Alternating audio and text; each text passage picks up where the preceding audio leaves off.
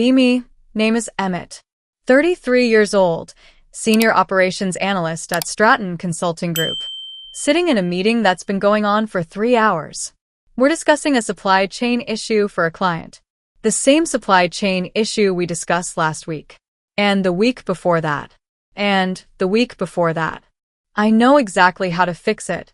Identified the bottleneck on day 1. Solution would take maybe 2 days to implement. But I can't say that. Because proposing solutions is against the rules now. Instead, we're exploring perspectives, sitting with the problem, creating space for all voices, and achieving absolutely nothing. My eye is twitching. 3 weeks on one problem that should take 2 days. Client is furious. Deadline is blown. And we're still not allowed to fix it, because fixing things is too masculine apparently. Welcome to Stratton Consulting under Lorraine Prescott, where problems come to live forever. Because solving them would be aggressive. But I'm getting ahead of myself. Let me start from the beginning. Stratton Consulting Group was a solid mid-sized firm. About 100 employees, mostly consultants and analysts. We helped companies optimize operations, fix inefficiencies, supply chains, logistics, process improvement. Our whole business was solving problems. Clients paid us specifically to find solutions. That's literally what consulting is. I'd been there 7 years, started as a junior analyst. Worked my way up through results. I was good at seeing patterns others missed. Finding the root cause when everyone else saw symptoms. Proposing fixes that actually worked. That's why clients requested me on their projects. Because I delivered solutions. The team was solid, about 60% men and 40% women. Nobody thought about the ratio. We just worked together, solved problems, hit deadlines. Meetings were efficient. Someone presents the issue. Team discusses potential causes. We evaluate options. Pick the best one. Execute. Done. A problem that came into a meeting left with a solution. That's how it's supposed to work. Our old CEO retired after building the firm for 25 years. Practical guy, focused on client results. His philosophy was simple. Find the problem, fix the problem, build a client. Worked pretty well for a quarter century. Board hired a replacement, Lorraine Prescott. 51 years old, came from academia. Business school professor turned consultant turned executive. Impressive credentials on paper. Published books on organizational dynamics. Spoke at conferences about reimagining workplace culture. The board was excited about her fresh perspective. First month, Lorraine observed and learned. Sat in on meetings, reviewed processes, interviewed staff. She seemed nice enough, asked thoughtful questions. I gave her a presentation on our methodology. How we diagnosed client issues and developed solutions. She nodded, but looked slightly uncomfortable. Asked if we ever just listened to problems, without immediately jumping to fix them. I said not really, clients pay us to fix things. She wrote something down and moved on. Second month, she started sharing her vision.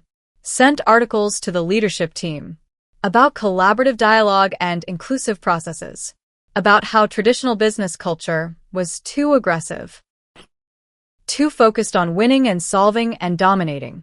She said we needed to create space for different approaches. Not everyone communicated in solution-oriented ways. Some people needed to process feelings before moving to action. I read the articles and thought, okay, fair point. Some people do need more time to think. Nothing wrong with accommodating different styles. Third month, she dropped the bomb. All company meeting, mandatory attendance. Lorraine stood at the front with the presentation. Title slide said, Transforming Our Meeting Culture. She talked about her observations. Said our meetings were too aggressive. Too focused on immediately jumping to solutions. This created an environment where certain voices dominated. Specifically people who thought in linear solution-oriented ways. Often men, she noted. Women and other marginalized groups tended to prefer collaborative exploration. Processing problems before solving them. Our meeting culture excluded these voices. By rushing to solutions before everyone could contribute, She announced the new policy. Effective immediately. All meetings would follow a process-first approach. Discussion of problems must happen before any solutions proposed. Minimum of 3 sessions exploring a problem. Before solution-oriented discussion was permitted. In meetings, proposing solutions too early would be flagged. Facilitators would redirect to process and perspective sharing. The goal was creating space for all voices, not rushing to masculine solution-oriented outcomes. I sat there trying to process what I'd heard. We couldn't propose solutions for 3 meetings. Even if we knew the answer immediately, we had to sit with the problem first, explore perspectives, create space. For a consulting firm whose entire business was solving problems quickly, Gavin, a project manager, raised his hand. Asked what happens when clients need urgent solutions. Lorraine said we'd help them understand the value of process. Rushing to solutions often created new problems. Taking time to fully explore issues led to better outcomes.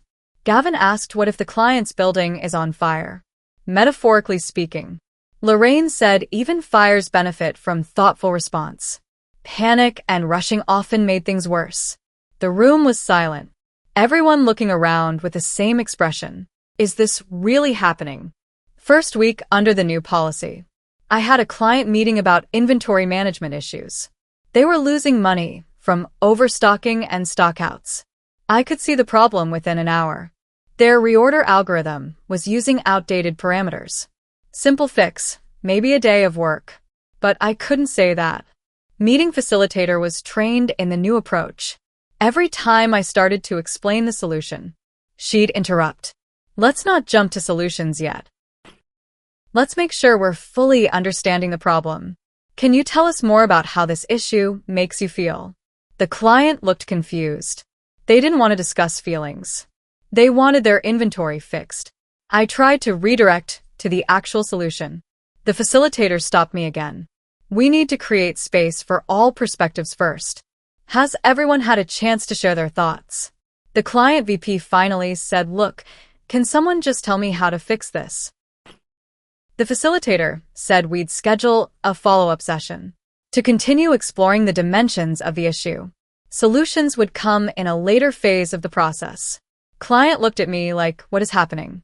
I could only shrug helplessly. Second week, internal meetings got worse.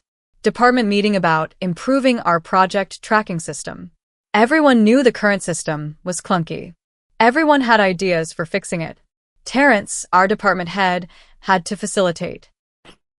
Following the new rules against his better judgment. Meeting went like this. Someone would start to suggest a solution. Terrence would have to interrupt. We're still in the exploration phase. Let's hear more perspectives on the problem first. So someone else would describe the same problem differently. Then another person would share their experience with the problem. Then someone would almost suggest a solution and get cut off again. 2 hours later, we'd fully explored the problem from 17 different perspectives and had 0 solutions because we hadn't had 3 sessions yet. Meeting ended with scheduling the next session to continue exploring. A problem that should have been solved in 30 minutes now had 2 hours invested with no progress, and at least 2 more meetings scheduled. The math was devastating. Week 3, I started tracking the damage.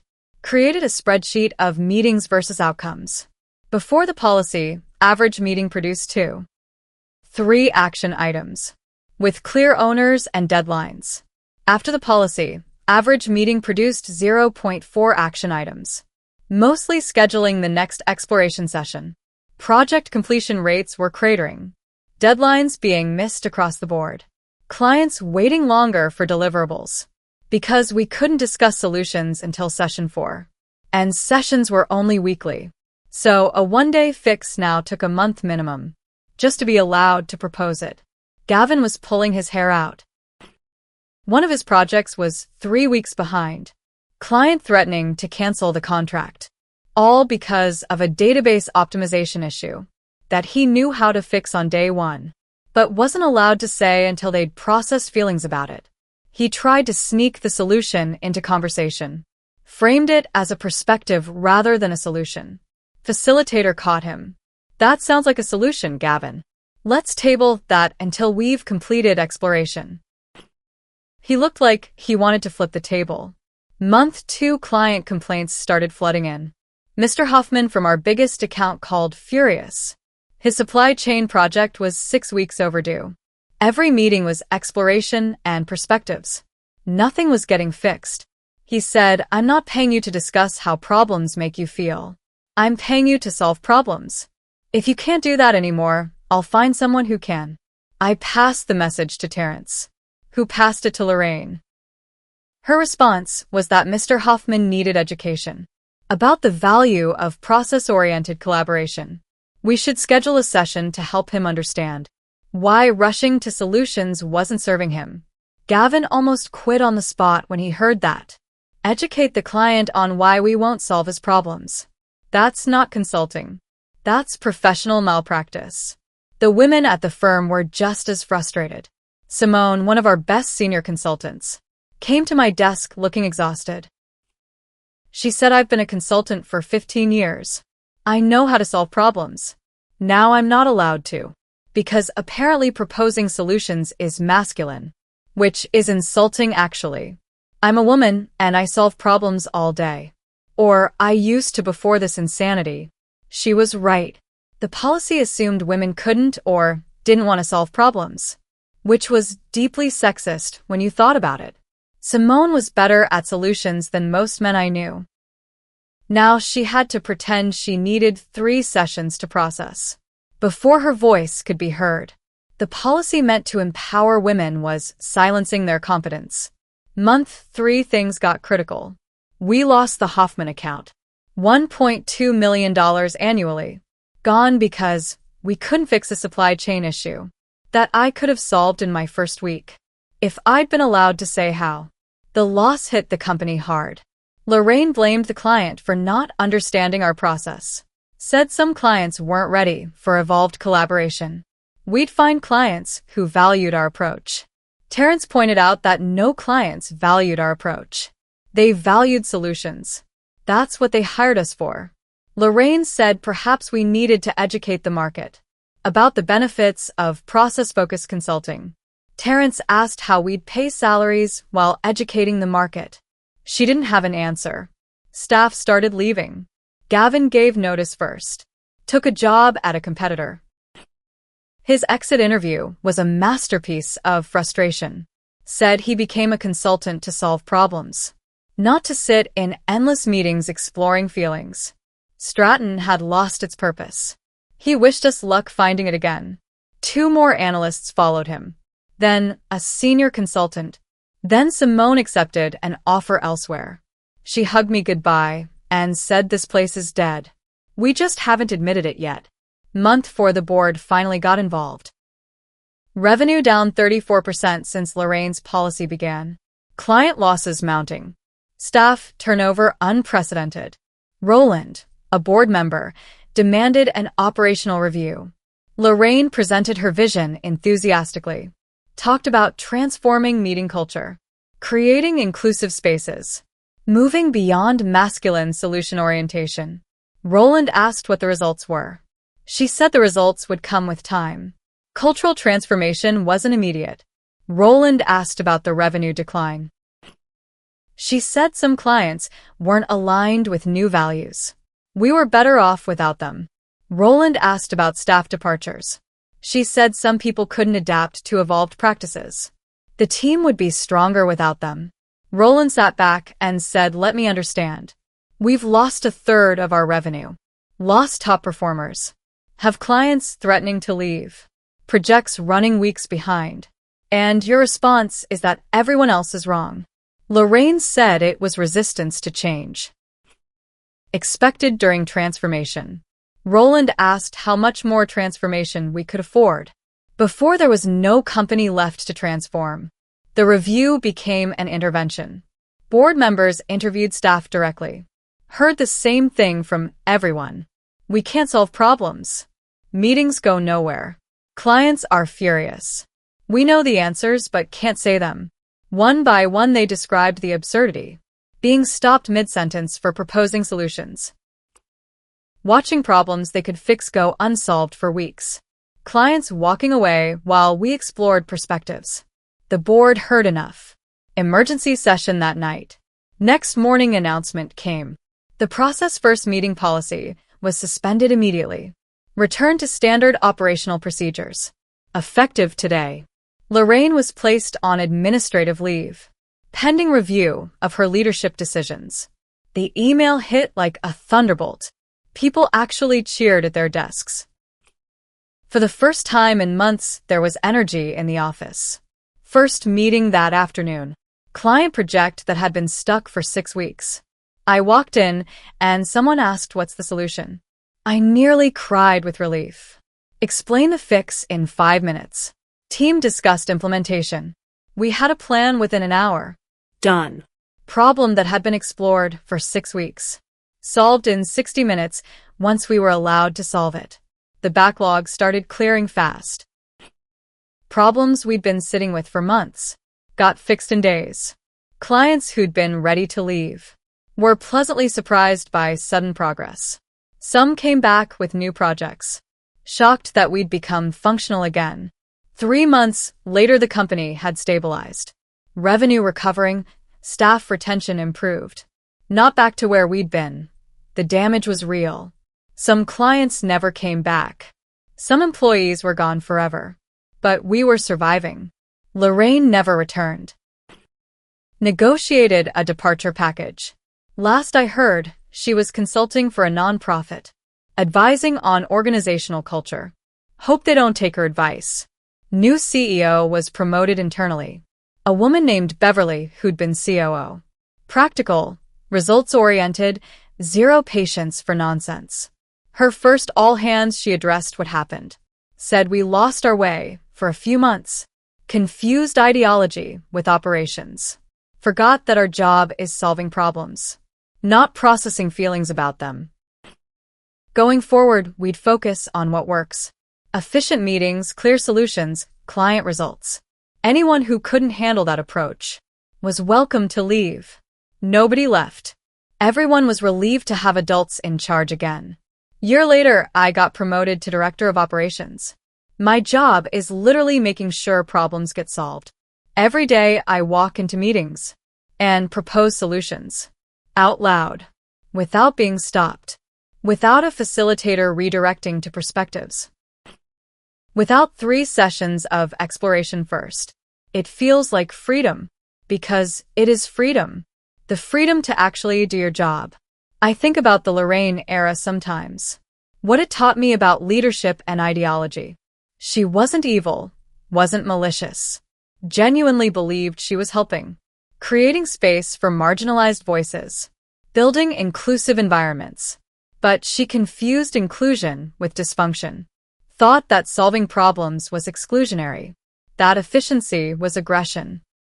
That competence was masculine dominance. Real inclusion doesn't require banning solutions. It means making sure everyone can contribute solutions.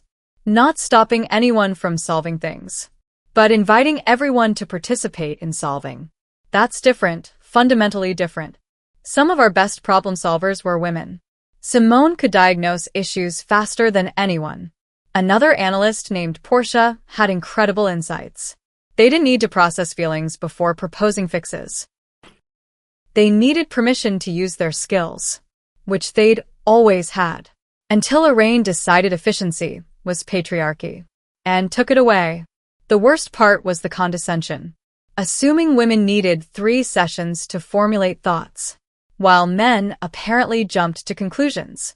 That's not empowering women. That's saying women are slower, need more time, more hand-holding, more space. The women I knew didn't want special process. They wanted equal opportunity to demonstrate competence, which meant being allowed to solve problems. Same as everyone else. My niece is in business school now. Told me about some professor pushing similar ideas. Process-oriented collaboration over solution-focused outcomes. I told her to be careful. Ideology that sounds inclusive can become exclusion of competence. When you ban solutions, you don't lift anyone up. You just drag everyone down. Real inclusion is raising all boats, not sinking the high performers. To create the illusion of equality. She said that made sense. More sense than her professor, who'd never actually run anything, just theorized about how running things was problematic. Anyway, that's the story of how our feminist CEO banned solution-oriented meetings because proposing solutions was too masculine, too aggressive, too exclusionary. We had to explore problems for 3 sessions minimum before anyone could suggest fixing them. The result was predictable. Meetings that went nowhere, problems that stayed unsolved, clients that walked away, revenue that cratered, staff that quit, a company that nearly died because solving problems was banned. At a company whose job was solving problems. The absurdity would be funny if it hadn't almost destroyed 100 careers, and definitely destroyed several. Ideology isn't a business strategy. Feelings aren't deliverables. Process without outcomes is just waste. Meetings without solutions are just theater. Business exists to solve problems. That's not masculine or feminine. It's just reality.